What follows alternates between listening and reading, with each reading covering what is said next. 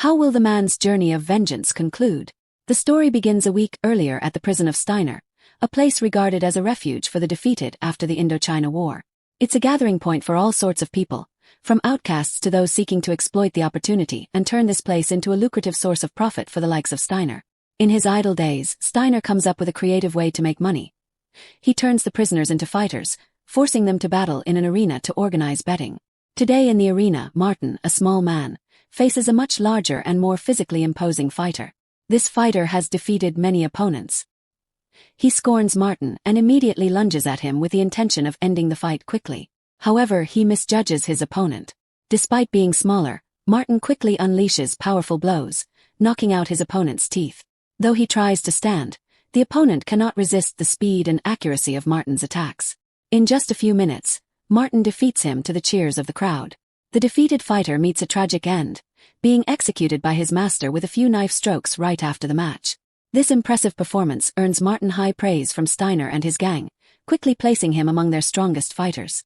After returning to his cell, Martin unexpectedly receives a visit from a young woman.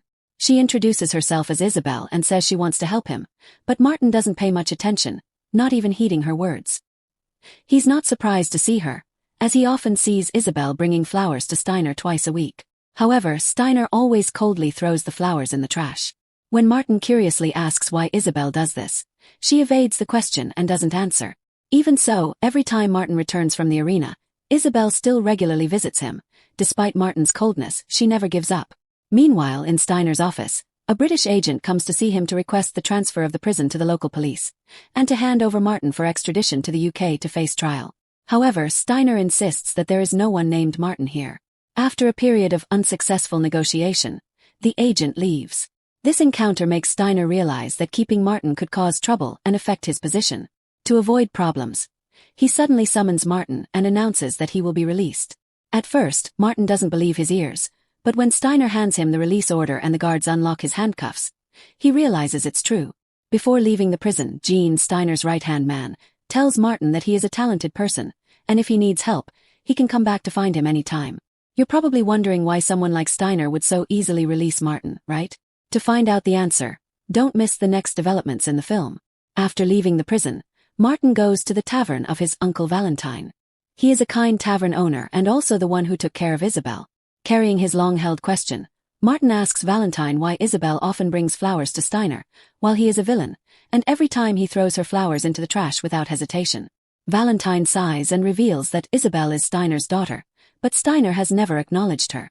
Valentine was once in love and married Isabel's mother. He raised her from a young age as his own child. In the past, Steiner suspected Isabel's mother of being unfaithful, so after Isabel was born, he refused to recognize her. Even so, Isabel always hopes that one day Steiner will accept her, and bringing him flowers is her way of expressing her feelings. Knowing that Martin has nowhere to go, Uncle Valentine lets him stay to work as a security guard at the tavern.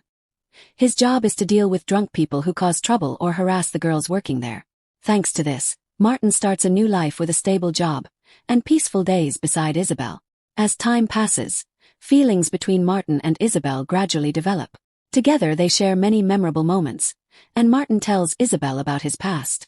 Previously, he and his father and brother were fighters in Ireland. Then the three of them joined the island army and led a team to bomb and destroy the Royal British Police Station. The attack killed Martin's father and brother, leaving him the only survivor. From then on, he was wanted and had to wander, eventually falling into Steiner's hands. But their happiness doesn't last long before trouble comes. One day, a group of people come to the tavern, drink heavily and start making trouble. Seeing this, Martin cannot stand still. He steps forward to warn them and gives them a chance to leave, but they look down on him.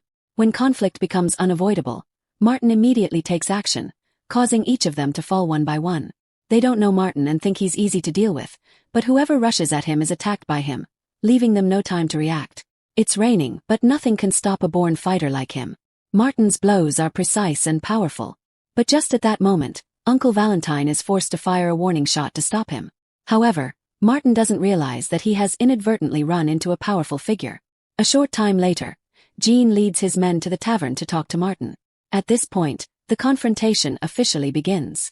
Gene, with an arrogant look, says that Martin has had bad luck running into Steiner's people. The man whose jaw he just broke is known as the most fearsome man in Indochina. He is also the one Steiner invited to compete, but before he could even debut, he was defeated by Martin, ruining all their money-making plans. Facing this situation, Jean doesn't blame Martin, but instead offers him a job working for him and Steiner. He emphasizes that if Martin agrees, everything will be forgiven, but if he refuses, the consequences will not be pleasant. Martin understands that he has made a mistake. Although unintentional, he now has to face the reality. Uncle Valentine, after witnessing Martin's fighting skills, advises him to leave. He believes that Martin was born a warrior and should live up to that nature instead of staying here. Not wanting to cause more trouble for Isabel and Uncle Valentine, he decides to accept Jean's offer.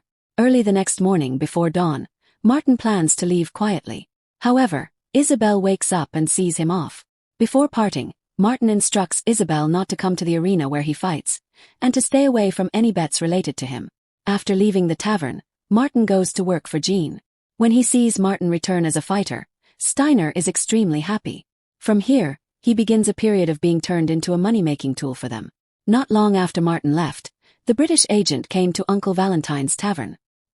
He offered a reward of £10,000 for anyone who could provide information about Martin. This is a tempting amount at that time. But despite the large reward, no one at the tavern reveals anything. For them, Martin has gone from a stranger to family because of his affection for Isabel. Meanwhile, at the arena, Martin continues to participate in matches. Under Steiner's arrangement, he continuously defeats all opponents, turning him into an invincible money-making machine in their eyes. Martin decides to face the fighter he met on the rainy night, the one whose existence he cannot tolerate in the ring. With the determination to end his career, Martin unleashes devastating punches that make him lose his senses.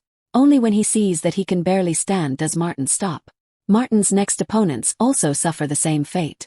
The stronger ones can withstand a few blows, while the weaker ones are completely defeated with just one punch. Thanks to his outstanding talent, Martin brings in a huge amount of money for Steiner and his gang.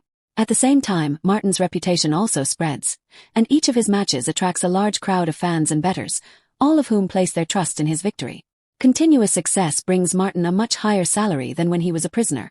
With the money he earns, Martin returns to visit Uncle Valentine and Isabel. Here, Uncle Valentine reveals that the British agent is looking for Martin, with a large reward for anyone who provides information. Valentine is worried about Martin and Isabel. He doesn't want her to be in pain if Martin is arrested. He gives Martin his military passport, suggesting that he take Isabel and flee to America, where they can both find freedom, and he plans to return to his hometown with his girlfriend. But to carry out the plan, Martin needs more money, so he decides to stay and participate in one last match before leaving. However, Martin doesn't realize that Steiner has set a deadly trap. When Martin comes to see Steiner to discuss the matter, he refuses to cooperate, on the grounds that Martin is too strong. Martin's dominance in the arena makes viewers always bet on him, making it difficult for Steiner to profit from the matches. He begins to fear that Martin may become an uncontrollable threat, and his dark scheme gradually emerges. Steiner proposes that Martin act in the next match, deliberately losing to help him win big. He promises to give Martin 1/4 of the money earned if he follows the plan. Because he wants to leave here, Martin agrees without hesitation. The fight takes place amidst the wild cheers of the crowd, all betting on Martin's victory. Valentine at home also puts all his assets into the belief that Martin will surely win. In the ring, Martin excellently plays the role of a fiery fighter. He continuously unleashes fierce blows. He attacks his opponent like a storm, making everyone believe that this will be an easy victory. If it weren't for the agreement with Steiner, Martin could have defeated him on the spot with just a few more blows, but at the climax, Martin suddenly leaves his defense open, creating an opportunity for his opponent to deliver a powerful punch to the face and knock him down. Martin's acting is so excellent that no one suspects that this is a match fixing. At the tavern, Valentine is still confident that Martin will surely win. He has no idea that he has bet all his assets on a result that Martin deliberately arranged. Immediately after that, Steiner's men rushed into his bar and announced that Martin had lost, and now this bar will belong to them. Valentine temporarily cannot accept the reality that all his assets have fallen into their hands. He takes out his gun, intending to resist them, but because he has never killed anyone, as soon as he pulls out his gun, it is snatched away by Jean. Not only that, they also kill Valentine and Isabel. Just at this moment, Martin also arrives, but before he can do anything, he is shot down. Seeing that all three have died, they put them on a cart and pull them into the forest to dig a hole to bury them. However, Martin is not so easy to kill. His vitality is extremely strong, plus a bullet from a distance did not hit a vital spot, so he only temporarily fainted. They took them to bury. At the time it was raining heavily, but when they left, the rainwater helped Martin wake up. He used all his strength to climb out of the ground and dug up Isabel with him, seeing that she was not dead. He tried his best to use herbs in the forest to stop her wounds, until the rain stopped. He lit a fire to warm both of them. Then he gritted his teeth and endured the pain to use a knife to remove the bullet from his body. The next morning, when Martin knew that if they both stayed here, they would die sooner or later, while Isabel was very weak, so he took her to ask for help from the people nearby. Luckily Isabel and he were taken home to be taken care of by the people. In the following days he decided to send Isabel to another place to ensure her safety, and he will stay to wait for his wounds to heal. Then he will take revenge on those who caused him pain. Not long after, Martin officially returned. This time he did not bring any guns, only a sharp knife that had been carefully sharpened behind his back. The first place he went was the tavern of his late Uncle Valentine. Outside there were only 2 guards standing guard. Because Martin was wearing a hat, they did not recognize him from a distance, but as soon as he took off his hat, they all fell before his knife. Inside the bar the henchmen were still drunk and partying. They did not expect Martin to have entered from when. The knife in his hand spun around continuously, making anyone who witnessed it shiver. With just one knife Martin almost wiped out everyone. In the midst of the chaos a close Dan M. of Steiner panicked and broke through the wall to escape. He ran away to report to his master about the situation. He was so scared that his voice trembled. They were all surprised to know that Martin was still alive, but because they had not witnessed it with their own eyes, Steiner and his gang were not really afraid. They were confident in their well-equipped army, and thought that Martin was just a lone person not worth worrying about. Steiner took out a most modern machine gun. He coldly declared that if Martin appeared, then just one magazine was enough to wipe him out forever. While the two were laughing and joking, the subordinate and a few soldiers were ordered to run to the vault to take all the assets, because he was sure that Martin would come there first. But when the bodyguard just left, he had arranged an ambush and quickly shot down his soldiers with accurate shots. He was not only a martial arts fighter, but even his marksmanship was equal to that of real snipers. Seeing this, the subordinate panicked and begged for mercy, promising to share half of the money with him if he was spared. But at this time the playground was no longer his. Martin did not need to use words. Only the gun was the one who decided fate. After killing them all, Martin did not forget to destroy the vault with a few grenades, making the whole area a sea of fire. He continued his journey to where Steiner was hiding, knowing that Martin was not an easy opponent. Steiner had prepared all kinds of weapons. However, Martin was not foolish enough to rush in through the main gate. He sneaked through the mountains, then dug a hole in the fence and infiltrated inside without anyone knowing. After entering inside, he quickly dealt with the 2 guards silently. At this time Steiner appeared through the curtains. Immediately Martin did not miss the opportunity to give him a grenade as a gift. Unable to kill Steiner, Martin continued to rush deep into his camp. With each step he killed a soldier. Steiner's guards were really useless. They were just a bunch of henchmen not worth mentioning. At this time Steiner ordered his soldiers to open fire with a huge machine gun, firing bullets like rain towards, thinking that with such a rain of bullets would make Martin flinch, but Steiner was wrong. Knowing that he could not avoid the bullet, Steiner lowered his gun and tried to play psychological tricks, but for Martin he was not worthy to talk. He pulled out his sword and stabbed it into his heart, making Steiner die immediately without being able to finish his words. Before he could be happy, another person appeared, Corporal. Although he had a gun in his hand, Corporal wanted to try his hand at hand-to-hand combat with Martin. This decision would be the biggest mistake of his life. Not wanting to fight, Martin asked Corporal to step aside so that he could continue his work, but Corporal refused to give in and still rushed forward. The two rushed into combat in a dramatic hand-to-hand battle. At first Corporal seemed to have the upper hand. He continuously attacked, making Martin struggle to cope. But in the end he found an opportunity to counterattack. Not wanting to prolong it, Martin immediately grabbed the gun and pointed it straight at Corporal. He did not give his opponent a chance to react and fired continuously, ending the battle on the spot. After finishing everything in Steiner's room, he continued to leave. From a distance he realized that Steiner's army and the local police, and most worrying was that Jean was still alive. He was setting traps to make him pay the price. Martin knew that if he rushed out at this time, he would only suffer losses. Instead of attacking directly, he decided to switch to guerrilla tactics. He hid in a hidden corner and killed Jean's soldiers like a ghost. With just one gun he sent countless enemies to their ancestors. Jean could not sit still. He immediately brought out the machine gun and aimed it straight at Martin and fired bullets. Martin rushed into the rain of bullets without being hit by a single bullet. After dodging the bullets he found a way to hide inside. But at that moment his gun also ran out of bullets. Jean did not miss the opportunity and appeared with a pistol in his hand. Taking advantage of Jean's complacency, Martin quickly threw his gun at him, then rolled over and took another gun. Both simultaneously fired shots and hit each other. Because he was injured, Jean hurriedly rushed out and jumped on the car to escape. Martin still had no time to rest. He went inside the office and went to Steiner's desk. He saw the photo frame of Steiner taking pictures with Isabel's mother. In addition to the letter that Steiner sent to her before he was shot dead, Martin took the letter and placed it outside where Isabel was staying and then left, although he had completed many parts of his revenge mission. But Martin knew that his journey was not over. He still could not return to see Isabel because there were too many things that were not completed. After leaving, Martin continued to wander everywhere. He searched for Jean, who had committed countless crimes against the local people and was currently wanted everywhere.